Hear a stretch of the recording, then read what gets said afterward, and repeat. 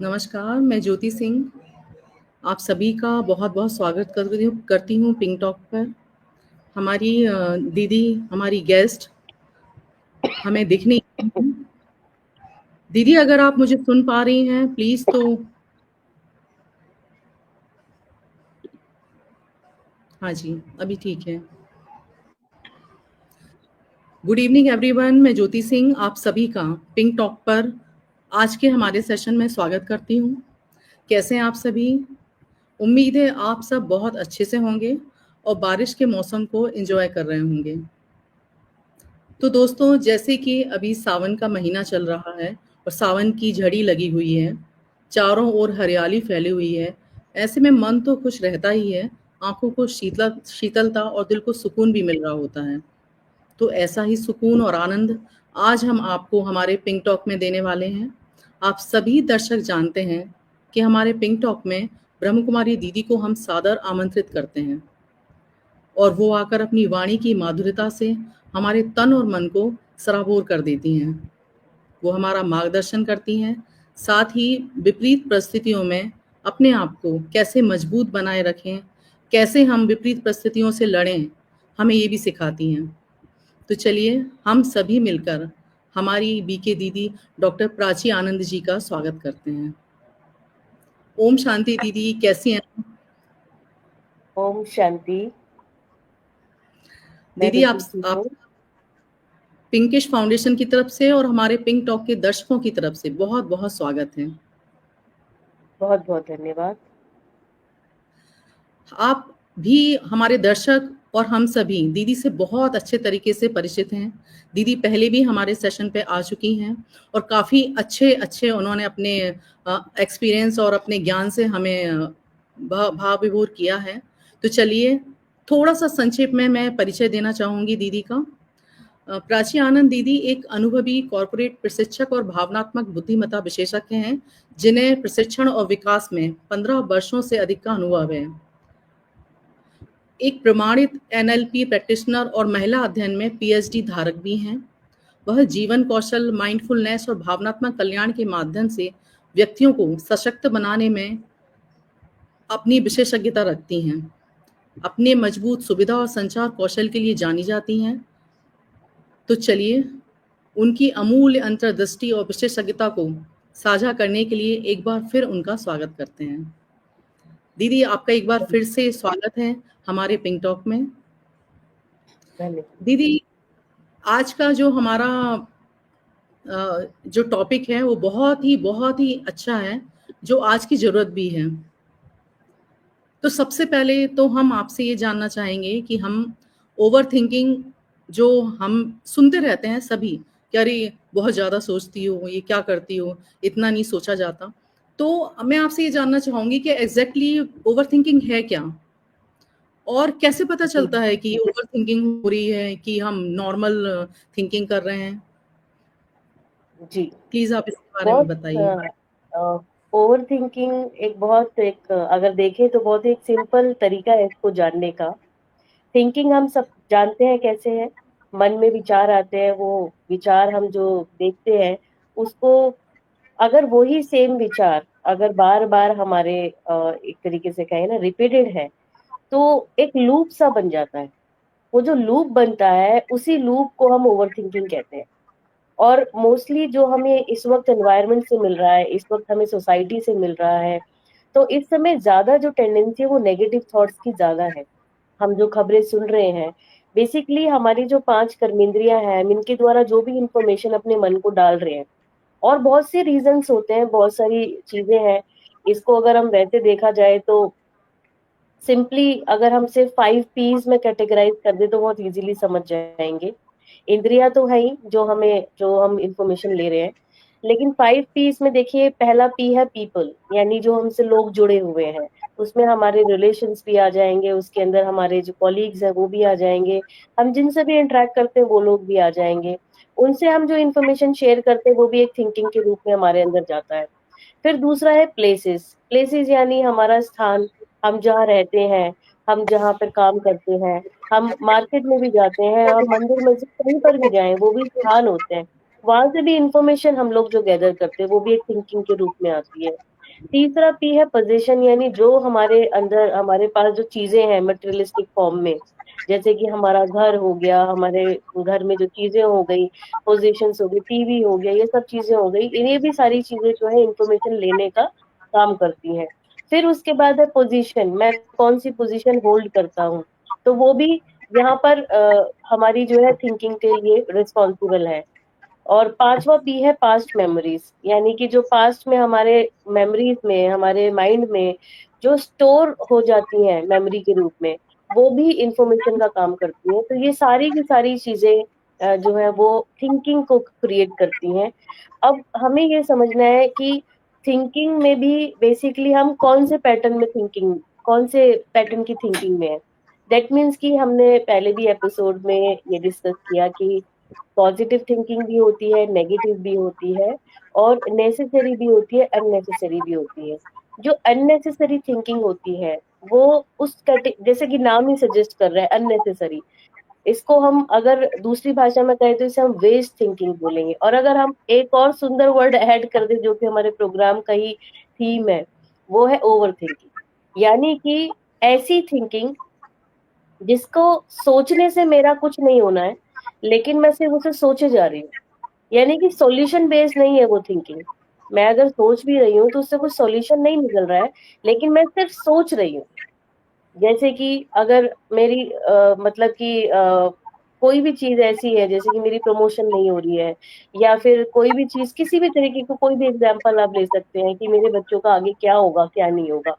Solution नहीं है इस थिंकिंग के अंदर, लेकिन इट्स लाइक ए लूप। मैं सोचे जा रही हूँ, सोचे जा रही हूँ, without any control over my thoughts, मैं उसके बारे में सिर्फ सोचे जा रही हूँ। तो ये जो है, ये जो लूप बनता है, इसी को हम बोलते हैं ओवर थिंकिंग। जी दीदी, एक चीज हमने देखी है हमारी आसपास समाज में, हमारे आसपास, कि बच्चे कभी नहीं सोच रहे होते हैं, लेकिन जैसे जैसे हम बड़े होते चले जाते हैं, हमारा सोचने का एक दायरा है वो बढ़ता चला जाता है। उसमें भी जेंट्स की इतनी ओवर थिंकिंग कभी सुनने में नहीं आई। वो अपना बिजी रहते हैं या क्या है, लेकिन जो महिलाएं हैं, महिलाओं के बारे में काफी कहा जाता है कि वो ओवर थिंकिंग हम्म करती हैं, और जैसे जैसे टाइम बढ़ता है उनका वो ऐसा देखा गया है कि बढ़ती चली जाती है। तो ऐसा क्यों होता हम्म है? हम्म बिल्कुल। एक तो महिलाओं और पुरुष में जो हमारा जो ब्रेन की संरचना है वो भी अलग है। तो जो महिलाएं हैं वो अमूमन भावनात्मक मानी जाती हैं, और जहाँ भावनाएं जुड़ जाती है वहां पे थिंकिंग अपने आप थोड़ी सी ज्यादा हो जाती है। तो ये, लेकिन ये इसमें प्लस भी है और इसमें माइनस भी है। इसमें प्लस ये है कि भावनात्मक होने के चलते वो दूसरों को ज्यादा अच्छे से समझ पाती है। लेकिन होता ये है ना, कई बार जब हम ज्यादा सुनते हैं, ज्यादा समझते हैं, तो कई बार हम अपने ऊपर वो कंट्रोल नहीं कर पाते हैं और उस लूप में हम खुद ही फंस जाते हैं। लेकिन देखिए, बहुत चीजें एक तरीके से ये देखें कि एक है वुमेन इमोशनल और एक है वुमेन इमोशनली इंटेलिजेंट।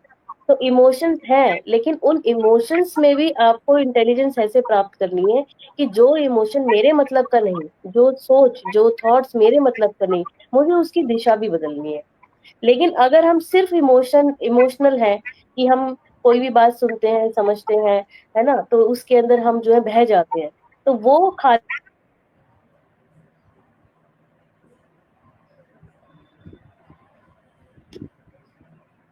टाइम आपको भावनाओं के ऊपर कंट्रोल करना भी आना चाहिए।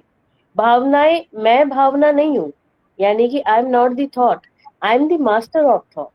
तो यहाँ पर कई बार क्या होता है, हम इतना ज्यादा अटैच हो जाते हैं उस भावना से कि मुझे लगता है कि ये मेरी आइडेंटिटी है, ये मेरी पर्सनालिटी है, जबकि ये ट्रू नहीं है, जबकि ये बिल्कुल भी सत्य नहीं है। और इसके लिए मुझे ये समझना है कि भावनाएं मुझसे अलग है, और मुझे भावनाओं को मास्टर करना है, यानी भावनाओं को कंट्रोल करना है, ताकि वो मुझे सिर्फ और सिर्फ एक अच्छी दिशा की ओर लेकर चले।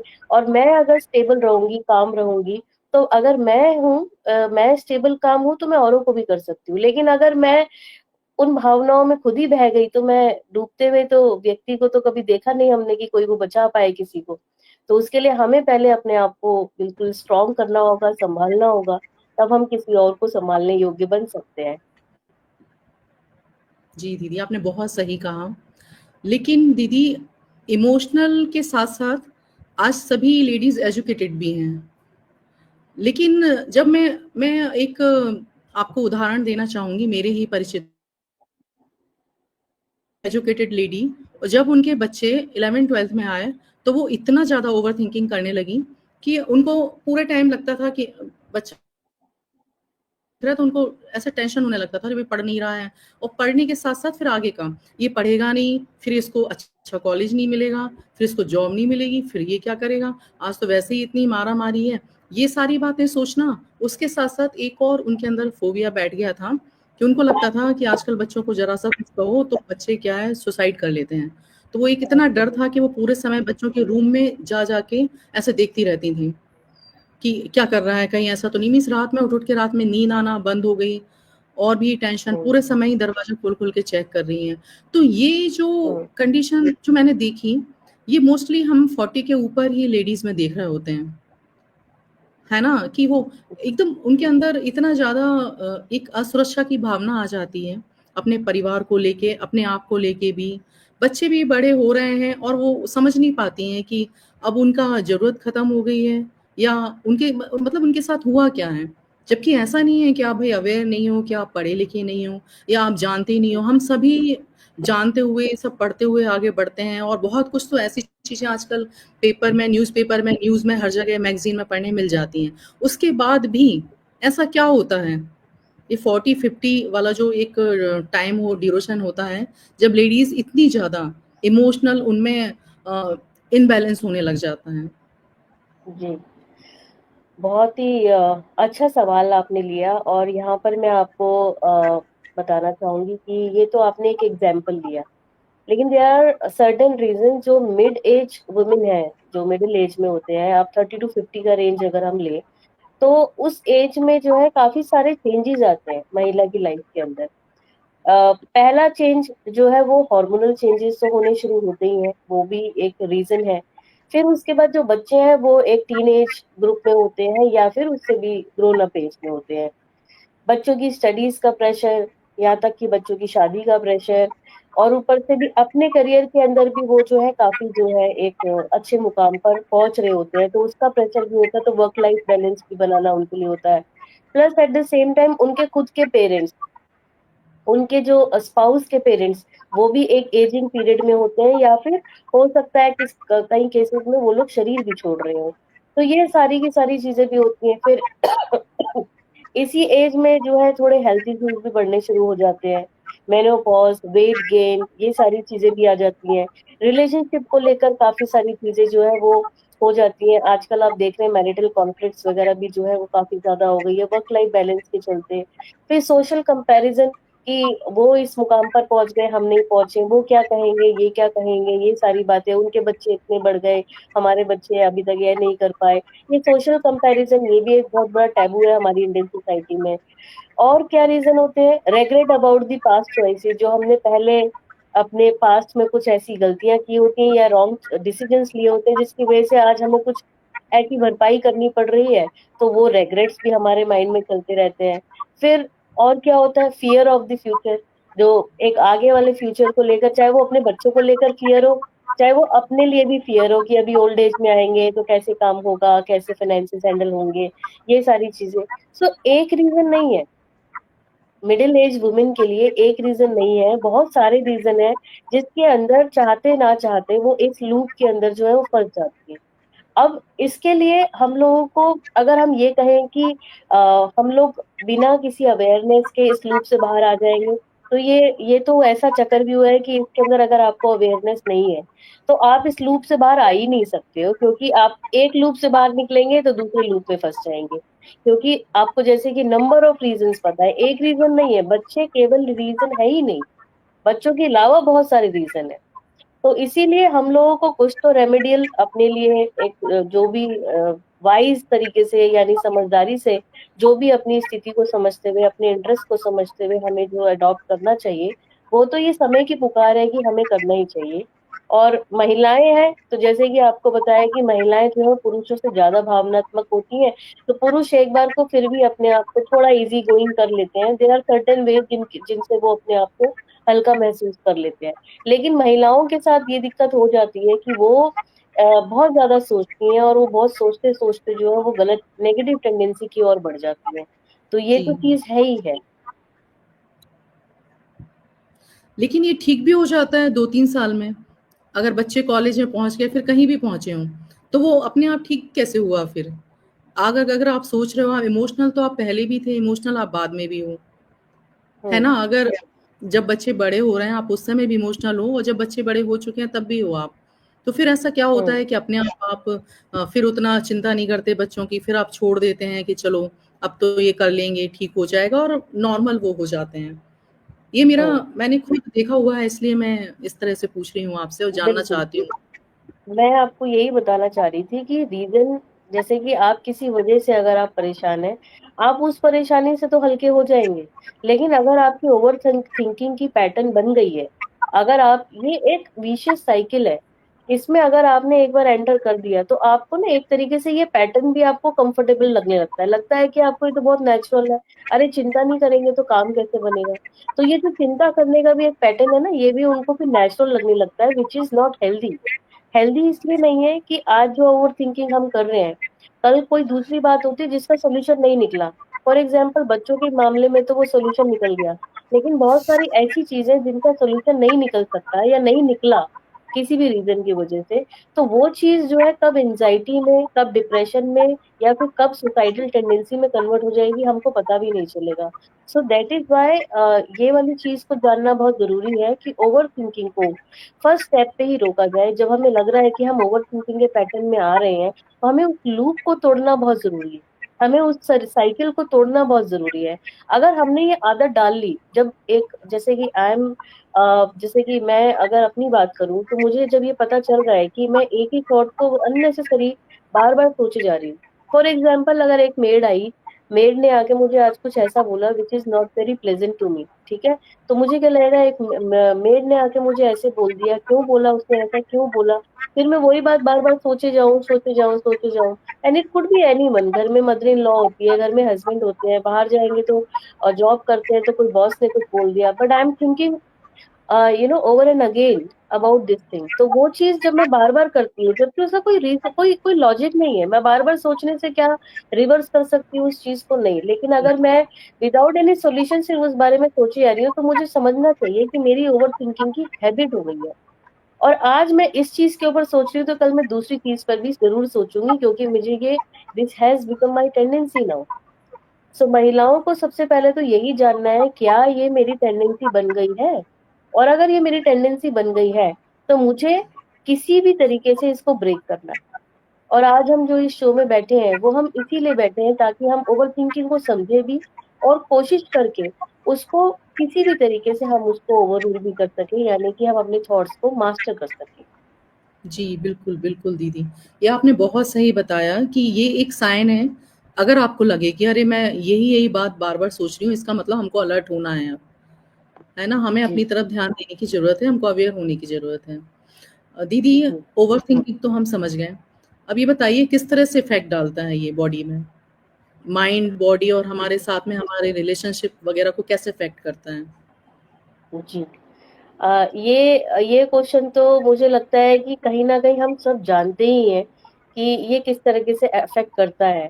जैसे कि फॉर एग्ज़ाम्पल अगर हम बात करें कि स्ट्रेस और एंग्ज़ायटी जैसे हम होते हैं, तो सबसे पहले हमारी जो है वो नींद डिस्टर्ब होती है, ठीक है?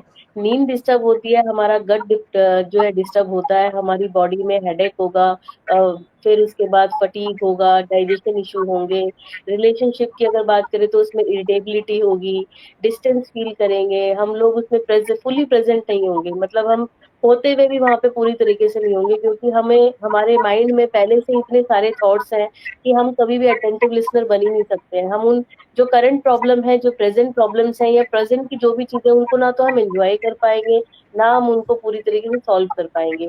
तो ये जो चीज़ें हैं ये हमारी बॉडी पे भी और हमारी माइंड पे भी और हमारी फैमिली लाइफ़ पे भी, ये सब पर हमारे इफ़ेक्ट डालेगी ही डालेगी, क्योंकि हम ऑलरेडी प्रीऑक्यूपाइड हैं अपनी थिंकिंग को लेकर। तो जहाँ पे वो कहते हैं ना कि जैसे कि कई बार हमसे कोई अगर बात भी करे, तो हम बात करते-करते बोलेंगे, "अरे! आप हमें सुन भी रहे हो कि नहीं सुन रहे हो? हम आपसे कुछ कह रहे हैं।" लेकिन वो क्या होगा कि हम तो ऑलरेडी प्री ऑक्यूपाइड थिंकिंग के अंदर वो है, इन्वॉल्व है, तो हम जब किसी के साथ बैठेंगे भी तो हम वहां पर भी इन्वॉल्व नहीं है। तो एक तरीके से जो उस प्रॉब्लम के चलते मैंने उस प्रॉब्लम का सोल्यूशन तो निकाला नहीं जिसके बारे में मैं सोच रही हूँ, लेकिन मैंने और प्रॉब्लम जरूर और ज्यादा इकट्ठी कर ली है, चाहे वो फिर कैसे भी हो, है ना। मैं ज्यादा सोच रही हूँ तो आप सब खुद सोचिए, कभी आपने भी महसूस किया होगा, हमने भी महसूस किया है ये, कि जब हम ज्यादा सोचते हैं तो हम कहते हैं ना, नींद ही नहीं आ रही है, तो थॉट्स ही चले जा रहे हैं, नींद आ ही नहीं रही है, मेरे दिमाग में वही बात घूमे जा रही है, इसलिए मुझे नींद नहीं जी आ रही, जी, क्योंकि सोने के बिल्कुल लिए भी ऐसा। तो आपको एक पीस ऑफ माइंड चाहिए ना। तो फिर उसके बाद जब आपकी नींद पूरी नहीं होगी तो आप खुद सोच लो आपका नेक्स्ट डे कैसा जाएगा। ठीक है। और ये सारी की सारी चीजें, क्योंकि हमें खुद को मालूम है कि स्लीप साइकिल जो है हमारी बहुत ज्यादा हेल्दी होनी चाहिए, अदरवाइज क्या होगा, आपकी बॉडी में एलिमेंट्स जो है वो बिना बुलाए बिना इनवाइट किए आपकी बॉडी में एंटर करेंगी। एंड दैट इज वाई जब आप डॉक्टर के पास जाते हैं तो वो सबसे पहले यही पूछते हैं, आपको कोई स्ट्रेस तो नहीं है, आपको कोई टेंशन तो नहीं है, क्योंकि जब स्ट्रेस और टेंशन क्या चीज होती है, वो ओवर थिंकिंग का ही एक जो थोड़ा सा एडवांस वर्जन है। लेकिन शुरू जी जी, कहाँ से हुई, स्ट्रेस और एंजाइटी हुई तो ओवर थिंकिंग से ही थी, ओवर थिंकिंग हुई तो स्ट्रेस एंजाइटी में कन्वर्ट हुआ, स्ट्रेस एंजाइटी हुई तो और सारी प्रॉब्लम्स, बीपी वगैरह, डायबिटीज, ये सारी सारी प्रॉब्लम्स जो है ये सब हमारी लाइफ में एंटर करती चली जाती हैं। तो ओवर थिंकिंग के तो कोई बेनिफिट है ही नहीं है, इसके तो सिर्फ और सिर्फ एक बैड इफेक्ट्स है हमारी पूरी ओवरऑल वेलबींग के ऊपर। तो इसको तो पूरी तरीके से रूल आउट होना ही चाहिए, लेकिन हाँ, बहुत हिम्मत चाहिए और बहुत समझदारी चाहिए इसे रूल आउट करने के लिए। हम सिंपली ये नहीं कह सकते नहीं नहीं आज से मैं इस बारे में नहीं सोचूंगी और मन कहेगा हाँ ठीक है बढ़िया है, आज से हम नहीं मतलब थॉट्स क्रिएट करेंगे, that is not possible. There are ways कि जिसको चलते हम लोग जो है इसको दूर भी कर सकते हैं, लेकिन इसके लिए कॉन्शियस एफर्ट चाहिए। वो क्या होंगे जो हमारे हम प्रिकॉशंस लेंगे या हम अपने आप को अवेयर रखेंगे? क्योंकि मुझे नहीं लगता कि अगर हम कुछ सोच रहे हैं, थोड़ी देर हमको, क्योंकि कई बार हमने खुद भी इसको एक्सपीरियंस किया है कि कहीं कभी भी कुछ ऐसा आ जाता है स्ट्रेस वाला कोई भी इशू, तो हम सोच रहे होते हैं। लेकिन अगर हम जी चाहें नहीं नहीं सोचना क्यों है, नहीं अब हेडेक होने लगा, तो वो रुकता नहीं है सोचना। ये काफी जी मुश्किल है, बहुत ही डिफिकल्ट है कि हम ओवर थिंकिंग को रोक दें, इवन जानते हुए भी कि हाँ चलो हम इसको फेस कर रहे हैं, हमें इतना नहीं दिन भर सोचना है, लेकिन वो जी। निकलता नहीं है, उसको कैसे करें? पहली बात, ये बिल्कुल मुश्किल नहीं है, क्योंकि ये मुश्किल शब्द भी हमें अपनी डिक्शनरी से हटाना है। Nothing is impossible, it is possible, but possible ये तभी है जब हमें we get the right awareness. हमें जब राइट अवेयरनेस होती है, हमें समझ मिलती है किसी चीज की, तो हमें जैसे कि एक मैथ का सवाल होता है, जब तक हमें फॉर्मूला नहीं मालूम होता है तो हम लोग क्या करते हैं, उसे मुश्किल मानते हैं। फॉर्मूला पता चल जाता है तो लाइफ में कैसे भी सवाल आते हैं आप उसे सॉल्व कर लेते हो, because you know the formula. तो जो फॉर्मूला है वो यही है जो कि टॉपिक के अंदर है। हमारी टॉपिक के अंदर बहुत एक सुंदर वर्ड है, माइंडफुल और माइंडफुल, यानी कि मन, ऐसा मन जो भरा हुआ है, विचारों से भरा हुआ है, और माइंडफुल यानी कि माइंडफुल भी अभी मुझे थोड़ा सा यहाँ पे मैं स्पष्टीकरण देना चाहूंगी कि बेसिकली माइंडफुल क्या होता है। जी तो जी माइंडफुल का मतलब क्या है, जो पहला वाला माइंडफुल है यानी मन भरा हुआ है विचारों से, उसके अंदर जो भरा हुआ विचार, भरे हुए विचार हैं, वो या तो पास्ट के हैं, पास्ट की कोई बात चल रही है, अभी एक सेकंड पहले भी कोई घटना घटी, वो भी पास्ट की कैटेगरी में आ रही है, और या फिर वो फ्यूचर, फ्यूचर की चिंताएं हैं। ये दो बातों से जो है मन भरा हुआ है, इसीलिए हम इसे बोल रहे हैं माइंडफुल। और जो माइंडफुलनेस है, दूसरा माइंडफुलनेस है, वो हमको इन दोनों के बीच में एक जो जगह है वो है प्रेजेंट, उसमें ठहरना सिखाता है।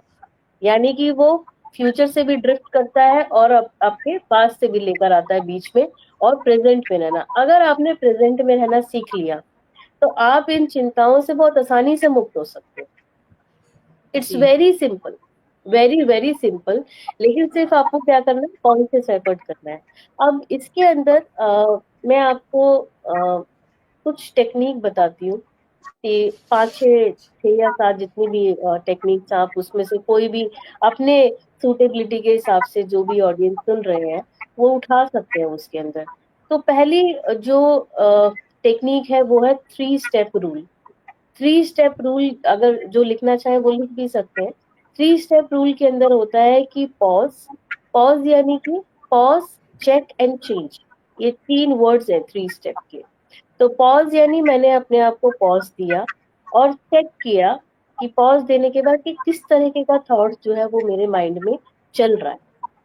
रुके, सोचा कैसे थॉट्स चल रहे हैं और फिर उसके बाद उसको चेंज किया, यानी कि उसकी डायरेक्शन को चेंज किया। And I can easily do it. इसको हम कॉग्निटिव रीफ्रेमिंग भी बोलते हैं, यानी कि मन के अंदर चलने वाली विचारों को हमने रीफ्रेम किया। जैसे कि अगर आप कोई भी ऐसा काम कर रहे हैं जो आपको लगता है कि मुझसे हो नहीं पाएगा या मैं इसमें से फेल हो जाऊंगी, तो इंस्टेड ऑफ सेइंग कि मैं इसके नहीं कर पाऊंगी, आप बोलेंगे अपने मन को, मैं पूरी कोशिश कर रही हूँ। मुझसे नहीं हो पाएगा को आप क्या बोलेंगे? देखिए, शब्दों का हमारे मेंटल वेलबींग पे बहुत जबरदस्त असर पड़ता है। हम क्या शब्द, यहाँ तक कि आप इसको अगर एक्सपेरिमेंट के रूप में देखें, तो आप किसी बच्चे के ऊपर ये ट्राई करके देखें कि आप उससे पहले कोई नेगेटिव वर्ड बोले और देखें उसकी वर्किंग कैसे होती है, और या फिर उसको आप पॉजिटिव तरीके से मोटिवेट करते हुए बोले। तो जब सिर्फ आपने, आपका जो एक्शन प्लान है वो तो यही होगा कि आपको उस बच्चे से वो काम करवाना है, लेकिन सिर्फ अपने शब्दों की हेर फेर से ही आप जो है वो काम बहुत आसानी से करा सकते हैं। इसी प्रकार से जैसे कि आप किसी बच्चे को बोले कि रहने दो, तुमसे तो नहीं हो पाएगा, तुमसे, तुम्हें पहले भी ये काम दिया था, तुमसे नहीं हो पाएगा। इंस्टेड ऑफ सेइंग दिस, आप उसको ये बोले कि आपसे नहीं तो किससे होगा, यू कैन डू इट, आप कर सकते हो, आपने पहले भी बहुत बार किया है। Instead of taking out the negative instances, take out the positive instances from the past and use it as a motivation. तो आप जब उस बच्चे के ऊपर एक्सपेरिमेंट करेंगे ये वाली चीज, तो बच्चा कहेगा यस आई, उसका जो सेल्फ एस्टीम जागेगा उसके अंदर जब, तो उसको लगेगा नहीं, आई कैन डू इट, मेरी मैम ने या मेरी मदर ने मुझ पे वो ट्रस्ट दिखाया, तो मैं उस ट्रस्ट को करते हुए पूरा करूं। सेम थिंग माइंड करता है हमारे साथ। हम माइंड को भी अगर एक बच्चे की तरह ट्रीट करें, और हम बच्चे को, माइंड को भी हम इसी तरह से करें कि yes I am trying my best, hopefully it will be done, ये हो जाएगा। तो अगर हम माइंड को भी समझाएंगे तो ये चीज हम बहुत इजीली ओवरकम कर सकते हैं, और ये हम अपने लूप को तोड़ने की बात है, क्योंकि हम सेम लूप में घूम रहे हैं। सेम लूप में मुझसे नहीं होगा, मुझसे नहीं होगा, मुझे बहुत डर लग रहा है, पता नहीं क्या होगा, पता नहीं क्या होगा। तो ये सारी चीजें फिर आप जब जो भी सिचुएशन है अकॉर्डिंगली आपको जो है रिफ्रेम करना है, और आपको रिफ्रेम करना है, वहां अपना लूप तोड़ा, वहां पे रिफ्रेम करा। अब वहां पर जब रिफ्रेम करा आपने, तो फिर आपका जो है वो साइकिल जो है वो बेटर हो जाएगा, और आपके माइंड पे पॉजिटिव इफेक्ट पड़ेगा, ओवर थिंकिंग से बिल्कुल पूरी तरह से हट जाओगे कि नहीं, ठीक है। इसे कहते हैं सॉल्यूशन ओरिएंटेड अप्रोच। तो ये है एक पहला स्टेप, ये जो मतलब पहला, ये पहला एक तरीका है। दूसरा तरीका है ग्राउंडिंग। ग्राउंडिंग एक बहुत अच्छी टेक्निक है। ग्राउंडिंग के अंदर क्या होता है कि आप मिट्टी से जुड़ते हो। मिट्टी से मतलब कि आप फील करते हो ये जितनी भी चीजें हैं। फॉर एग्जाम्पल, ग्राउंडिंग के अंदर आप नंगे पैर जमीन पे चले। जितनी देर आप नंगे पैर जमीन पे चलेंगे ना, when your feet touch the floor, तो आपको, आप घास के ऊपर करें तो बहुत अच्छा, जब आपको थोड़ी टिंगलिंग सेंसेशन भी होती है आपको, एक जितना आप नेचर के करीब जाएंगे, ये आपकी ओवर थिंकिंग के पैटर्न को ब्रेक करेगी। आप बेशक जाके एक ट्री है उसको जाके सिंपली हग कर लीजिए, ये भी आपकी ओवर थिंकिंग के पैटर्न को ब्रेक करेगा। आप पौधों को पानी दीजिए, पूरी गार्डनिंग करिए, उन मिट्टी को फील, मिट्टी को छुइए, मिट्टी को फील करिए, है ना। मिट्टी के पॉट होते हैं, उनको छुइए, उनके सरफेस को छुइए। तो ये जो ग्राउंडिंग टेक्निक है ना, ये आपको एकदम ओवर थिंकिंग के पैटर्न से ब्रेक करेगी।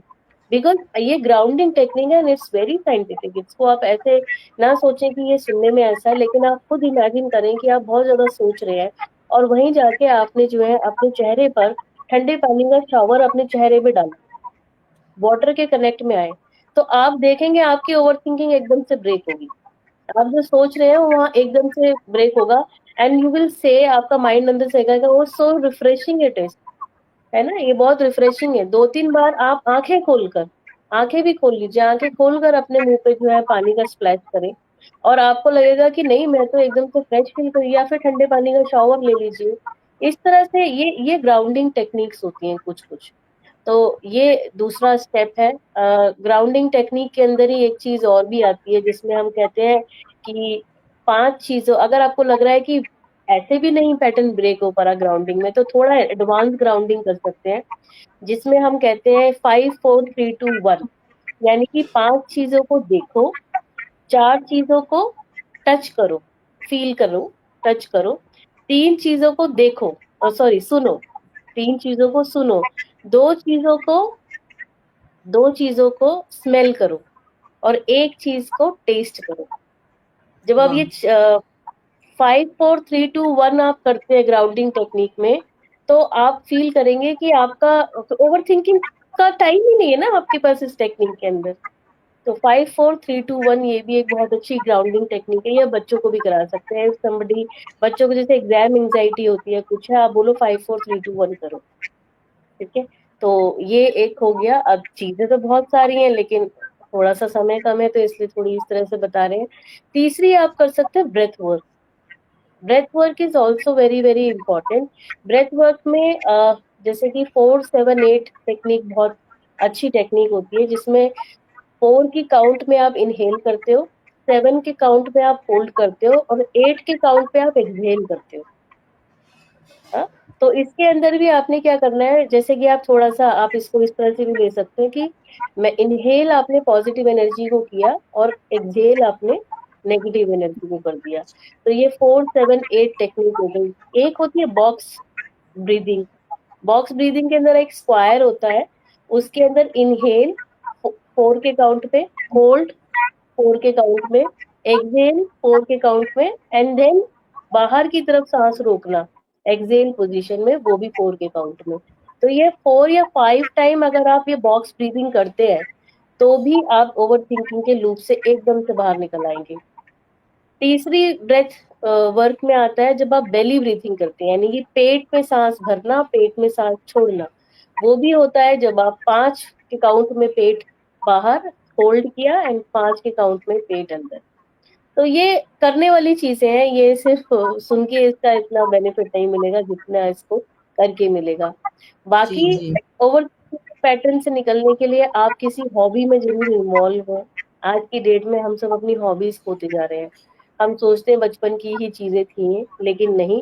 हॉबीज को बिल्कुल अपने पास रखना चाहिए। और बहुत इम्पोर्टेंट है कि anything that makes you busy at the same time easy. So busy के साथ इजी वर्ड यूज करना है, तो वो हमें अपने आप को उस तरह से भी इन्वॉल्व करना चाहिए। जैसे कि, और ये सारी की सारी चीजें राजयोगा मेडिटेशन में सिखाई जाती हैं। जो राजयोगा की साइंस है वो पूरी तरीके से, ये कुछ टेक्निक जो ब्रेथ वर्क वाली है ये तो हमने और एडिशनली इसमें ऐड करी, लेकिन अगर आप बात करें हॉबीज के अलावा जर्नलिंग, जो कि पूरी दुनिया में अब बहुत ज्यादा लोग जो है इसको अडॉप्ट कर रहे हैं जर्नलिंग को, कि अपने माइंड को क्लटर को लिखना है हम।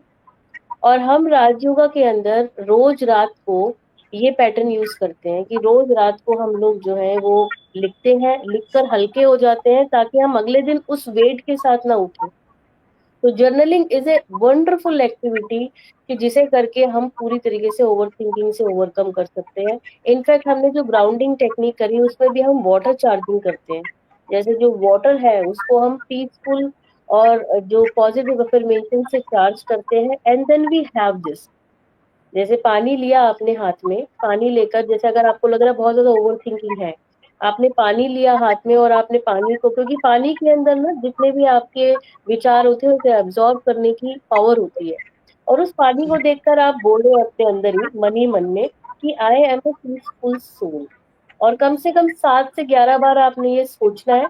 और ये भी फील करो कि ऐसे जो मेरे मस्तक से निकलकर जो है पावरफुल रेज, शांति की रेस जो है वो इस पानी में जा रही है, और ये पानी जो है सुपर चार्ज हो गया है प्योरिटी से, शांति से, एंड देन हैव इट। और जब वो पानी पूरी बॉडी को टच करेगा, अंदर जाके पूरी बॉडी में फैलेगा, तो आप फील करेंगे कि मेरे अंदर जो ये पैटर्न चल रहा था वो शांत हो गया है, and I am feeling that I am a peaceful being. और बाकी जो सबसे अच्छी टेक्निक है ओवरऑल, इन सबसे भी कहीं ज्यादा पावरफुल है, वो है कनेक्शन की टेक्निक। यानी कि अपने दिल की बात किसी से कहकर हल्के हो जाना। और राजयोगा मेडिटेशन में ये बड़ी खूबसूरत बात है कि हम कई बार ऐसा होता है ना कि हम जिससे बात कर रहे हैं कि वो भी सेम वेवलेंथ पे है या नहीं, वो भी सेम अंडरस्टैंडिंग पे है या नहीं। तो हम क्या करते हैं, हम जो ब्रह्मा कुमारी के अंदर अपना कनेक्शन और कॉन्वर्जेशन यानी बातचीत परमात्मा से करते हैं। तो जब हम परमात्मा से वो बातचीत करते हैं, तो वो एक जो हमारी लाइफ में एक खालीपन होता है, या एक जो एक वॉइड होता है ना, एक जो स्पेस होता है, वो हमें फील नहीं होता है। हमें लगता है कि there is someone who is always with me, मेरे साथ हमेशा है, मेरे साथ काम करते हुए भी है, मेरे साथ वो सोता भी है, मेरे साथ वो, मतलब कि एक ऑलमाइटी की, ऑलमाइटी को हर वक्त अपने साथ रखना, हर वक्त अपने साथ रखना। मेडिटेशन में तो हम याद कर रहे हैं कि हम जब बैठे हैं तो हम याद कर रहे हैं, बात कर रहे हैं, लेकिन अपने साथ लेके चलना, घर से बाहर निकले तो भी उसको साथ लेके चल रहे हैं, तो मतलब कहीं भी कोई कभी लगता ही नहीं कि जैसे कि कोई एक कंपेनियन हमको इसके अलावा भी चाहिए। और जब जी, परमात्मा हमारे साथ होता है, और उसके साथ के साथ हम जब किसी और से भी इंटरेक्ट करते हैं, तो वो हमारा जो ऑरा होता है वो बहुत पीसफुल होता है। तो जो हमसे मिलते भी है, अगर उनकी भी ओवर थिंकिंग चल रही होगी तो वो भी शांत हो जाएगी, बिकॉज जो शांति की रेडिएशन हम लोग यहाँ से, यानी कि जो हमारे वाइब्रेशन उनको पहुंचेंगे, वो भी उन तक पहुंच के शांत हो जाते हैं। सो ये बहुत छोटी छोटी चीजें हैं Sorry.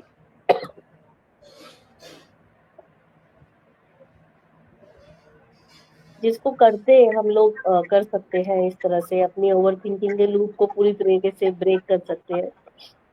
उसमें जर्नलिंग तो है ही, positive affirmations, meditation, grounding technique, 3 step rule, breath work, hobbies, इतनी सारी चीजें हैं। जरूरी नहीं आप सब करें, लेकिन ये कुछ भी, जो भी कुछ चूज आप करते हैं, उसके अंदर आप जब चूज करते हैं तो डेफिनेटली आपको जो है इसके बेनिफिट ना मिले, ऐसा हो ही नहीं सकता है।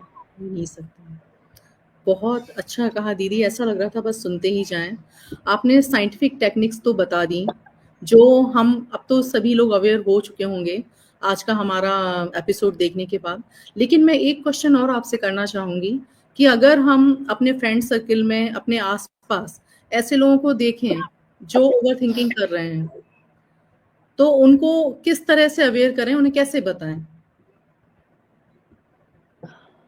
क्योंकि कई बार लोग मानते देखिए, नहीं हैं कि हाँ, वो उनके साथ ऐसा हो रहा है, या वो स्ट्रेस में है, या वो डिप्रेशन फील कर रहे हैं, ऐसे लोगों को पता ही नहीं चलता।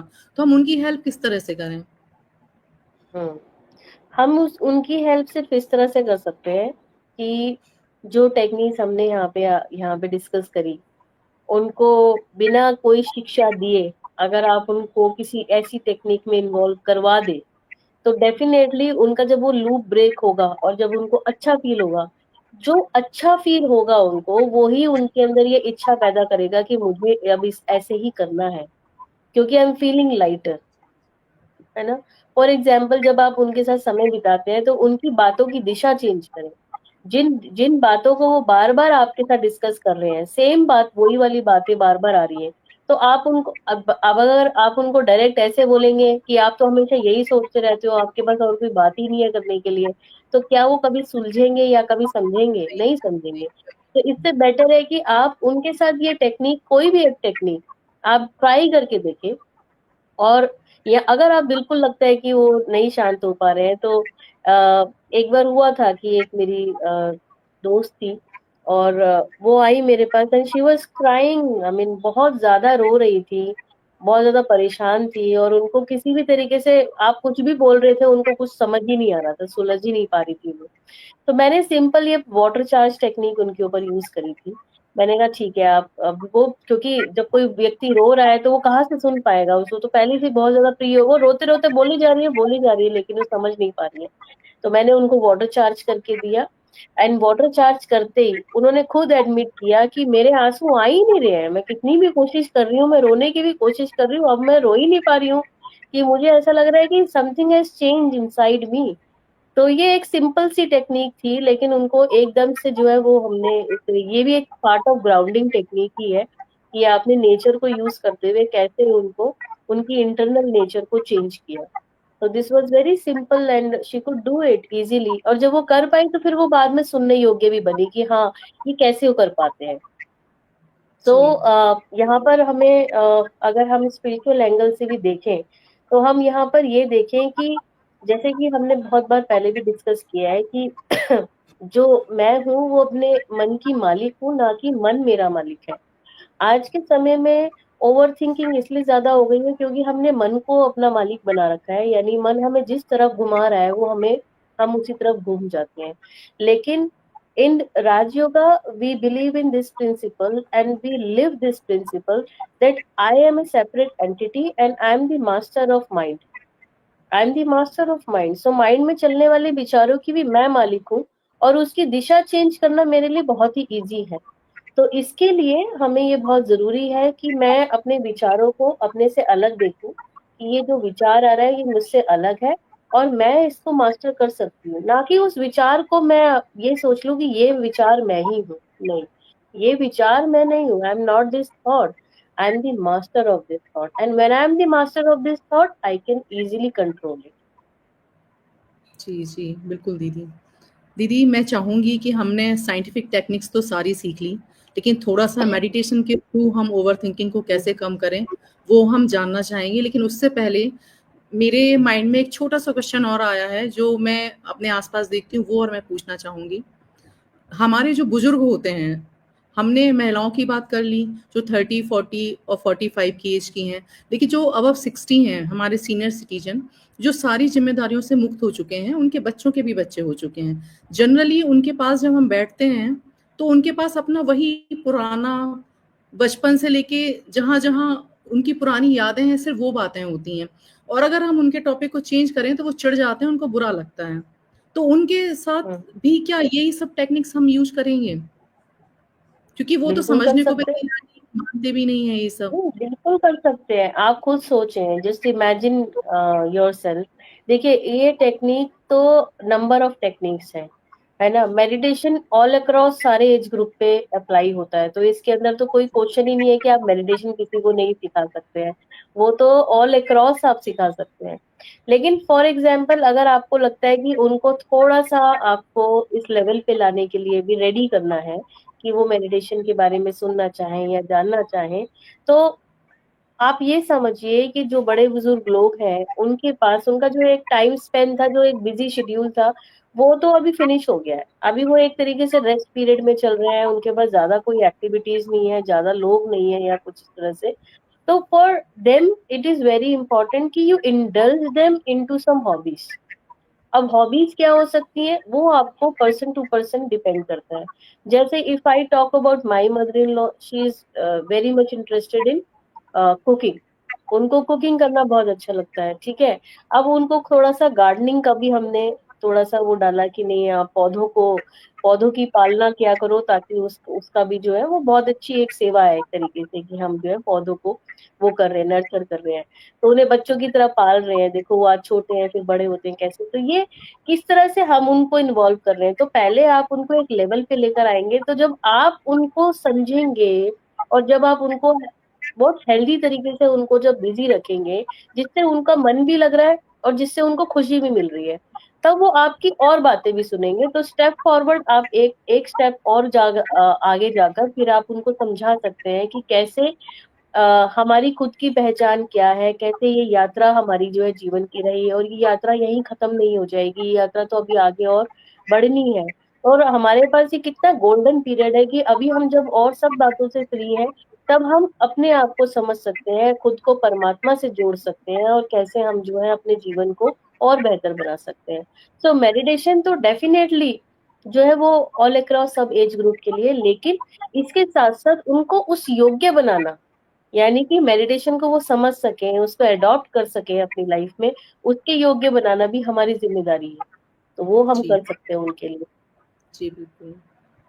दीदी, अब हम चाहेंगे कि आप मेडिटेशन भी करा दें। जी, बिल्कुल, बिल्कुल। हमारे दर्शकगण इंतज़ार कर रहे होंगे। टाइम हमारा समाप्ति की ओर है। ऐसा लगता है जी, कि काफ़ी और टाइम लेके आपकी बातों को सुने, टाइम का पता ही नहीं चलता। लेकिन हमारी कुछ बंदिशें हैं, तो हम कुछ कर नहीं सकते हैं, तो हम चाहेंगे आप मेडिटेशन और कराएँ। जी, बिल्कुल। मेडिटेशन, क्योंकि अभी मेडिटेशन की भी कुछ स्टेजेस होती हैं और आज हम बहुत एक सिंपल मेडिटेशन जो कि हमारा सिर्फ ओवर थिंकिंग के ऊपर ही काम करेगा और जी, सिर्फ अपने आप को हमसे एक तरीके से हम अपने से बात करेंगे, है ना। तो सभी स्ट्रेट बैठे,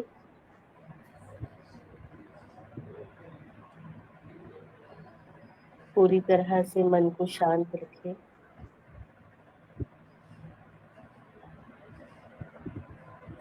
ये समय सिर्फ मेरे लिए है।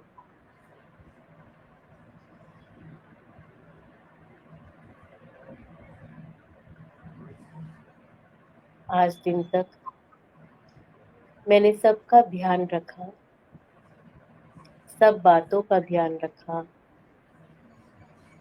सबको संतुष्ट करने की कोशिश की।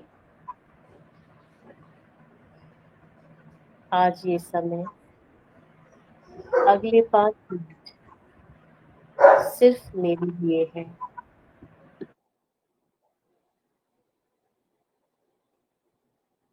अपने पैरों को जमीन से छूता हुआ महसूस करें।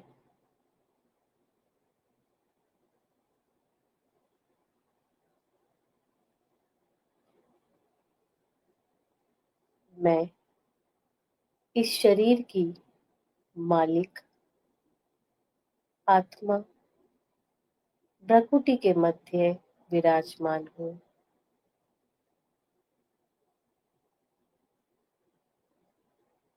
पांच तत्वों से बना ये शरीर मुझे कर्म करने के लिए मिला है।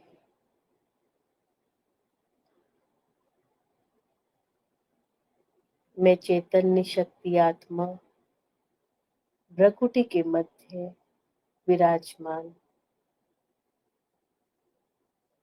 चमकते सितारे की तरह स्थित हूँ।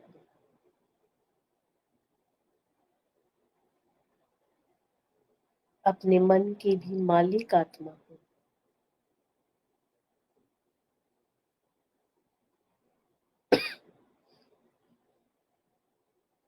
अपने मन में आने वाले विचारों को बादलों की तरह देखें।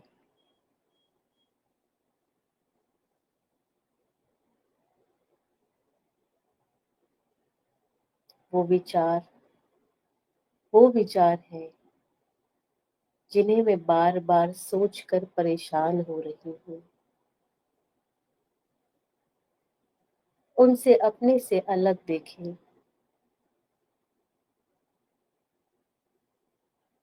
उन्हें पकड़ने की कोशिश ना करें। सिर्फ वो आ रहे हैं और आपके आगे से गुजरते हुए जा रहे हैं। साक्षी होकर उन विचारों को देखें। ये विचार मैं नहीं, मैं इन विचारों को नियंत्रण करने वाली शक्ति हूँ।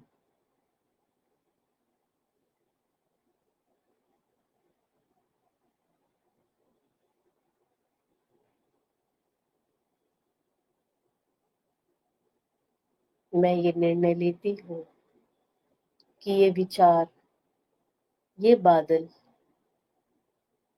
पूरी तरह से मेरे सामने से हट जाए।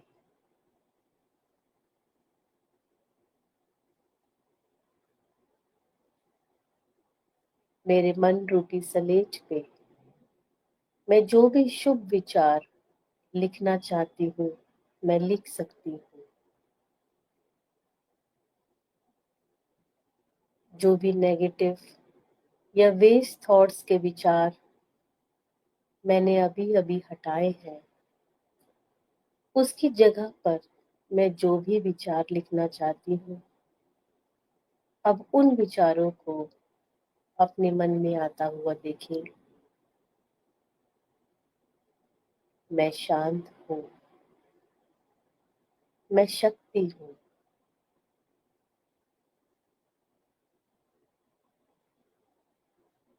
मुझ में हर कार्य करने की असीम शक्ति समाई हुई है। मैं चिंता मुक्त हूँ, भय मुक्त हूँ। मुझे किसी भी बात का कोई भी डर नहीं।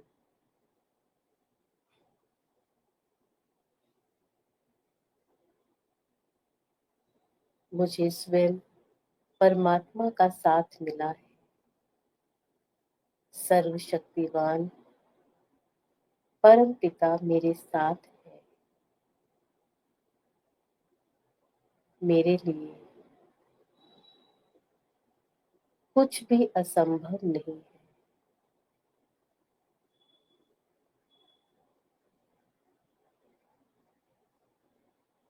ये परिवार, ये सब बातें प्रभु देन है। मेरे साथ जो भी होगा वो अच्छे से अच्छा होगा। मेरा सदा ही कल्याण होना है। मेरा आने वाला कल आज से भी ज्यादा सुंदर है।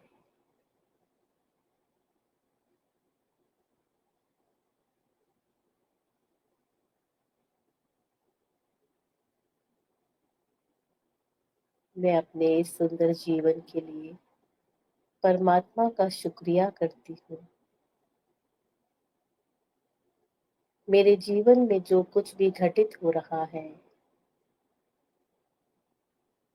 अच्छा या बुरा, वो मुझे कुछ सिखाने वाला है। मैं निरंतर आगे बढ़ रही हूँ।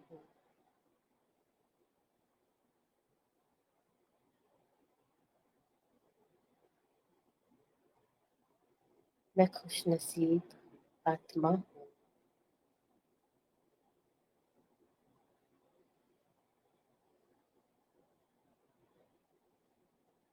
इसी ग्रैटिट्यूड के साथ अपनी आंखें खोलेंगे।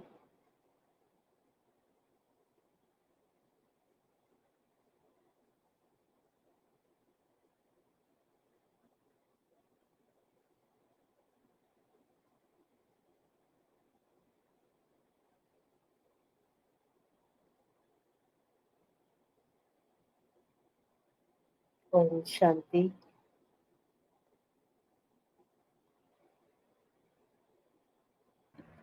अमेजिंग एक्सपीरियंस रहता है मेडिटेशन का, और हम बहुत ही सौभाग्यशाली हैं कि आपका सानिध्य और आपका ज्ञान हमें टाइम टाइम पर मिलता रहता है। तो दर्शकों, कैसा लगा आज का एपिसोड आपको ज़रूर बताएं। और जैसा कि मैंने कहा था कि आज आपको भरपूर आनंद मिलने वाला है दीदी के ज्ञान और मार्गदर्शन में, तो आपको ज़रूर ही मिला होगा। तो जिस तरह से हम लाइफ जीते हैं, एक बार मिलती है ज़िंदगी, तो भरपूर जिएं, अपने आप को स्वस्थ रखें, अपने माइंड को स्वस्थ रखें। और जो आज दीदी ने टेक्निक्स बताई हैं, मेरे ख्याल से हम मोस्टली लोग ओवर थिंकिंग करते हैं, तो उस पे हम कंट्रोल करें, उनकी टेक्निक्स को यूज करें, साथ ही साथ मेडिटेशन डेली करें। बहुत पावरफुल बनाता है मेडिटेशन, आपके विचारों को भी शुद्ध करता है, आपको एक नई दिशा भी दिखाता है, क्या हमें करना है, क्या नहीं करना है, सही है या गलत है। जब आप मेडिटेशन का एक्सपीरियंस करते हैं, तब आप अपने आप महसूस करने लग जाते हैं कि हाँ, हमें परमात्मा एक राह दिखा रहा है, हमें आगे बढ़ने के लिए बहुत ज़्यादा कन्फ्यूजन नहीं हो रहा है, हम आगे बढ़ पा रहे हैं। तो बस बारिश के मौसम में चाय और पकौड़े का आनंद लीजिए, और साथ ही ओवर थिंकिंग से बचिए। आप खुद भी बचिए और अपने आसपास के लोगों को भी अवेयर करिए, उन्हें भी बचाइए। तो दीदी, हम इसमें आप एक चीज ऐड ऑन करना चाहूंगी जी, कि जी। म्यूजिक म्यूजिक जो है बहुत एक अच्छा रोल प्ले करता है। तो ब्रह्मा कुमारी के जो सॉन्ग्स हैं वो बहुत ही दिशा को पॉजिटिव बनाने वाले होते हैं, जो मन के विचार हैं। तो बहुत इजीली सब यूट्यूब पे फ्री अवेलेबल भी हैं। तो अगर जैसे, क्योंकि दुनिया के म्यूजिक में तो कोई भी भाषा यूज करते हैं, वो कई बार जो है वो गिराने वाली भी होती है। लेकिन जो ब्रह्मा कुमारी के सॉन्ग्स भी हैं, अगर आप सिंपली वो ही सुनेंगे तो वो सुनकर भी आपके विचारों की दिशा तुरंत बदलती है। तो ये भी एक बहुत अच्छी टेक्निक है कि आप उन विचारों उन गीतों को सुने, और जब मन करे तो थिरक भी ले, तो उसमें भी कोई बुराई नहीं। लेकिन कहने का मतलब यही है कि आप जो है अपने मन को, क्योंकि डांस जो है, डांस हो गया, म्यूजिक हो गया, या फिर आर्ट, किसी भी तरीके से आर्ट फॉर्म में इन्वॉल्व होना, तो ये जितने भी हैं, ये चीजें जितनी भी हैं, वो आपको ओवर थिंकिंग से इमीडिएटली आपको जो है वो हटाएंगी। और आप तो ये जी, लूप तोड़ेंगी। बिल्कुल सही कहा। मैंने एक्सपीरियंस किया है ब्रह्म कुमारी सॉन्ग का, काफ़ी अच्छे हैं और सुनते हुए ऐसा लगता है सारी चिंताएँ और सारी दुनियादारी से दूर हो गए हों, बस हम एक डूब गए हों। जितने आनंदकारी होते हैं, मैं चाहूँगी कि हमारे दर्शकगण भी उनका आनंद ज़रूर लें। जी, तो दीदी तो हमारा टाइम हो चला है, अब हम सब विदा लेते हैं और दीदी मैं आपका पिंकिश फाउंडेशन की तरफ से और हमारे दर्शकों की तरफ से बहुत-बहुत धन्यवाद देती हूँ, आपका आभार प्रकट करती हूँ। आप अपना इतना कीमती टाइम निकाल कर हमारे साथ जुड़ते हैं, बहुत-बहुत आभार आपका। शुक्रिया, बहुत-बहुत शुक्रिया, आपका भी बहुत-बहुत शुक्रिया, परमात्मा का शुक्रिया। ओम शांति। ओम शांति।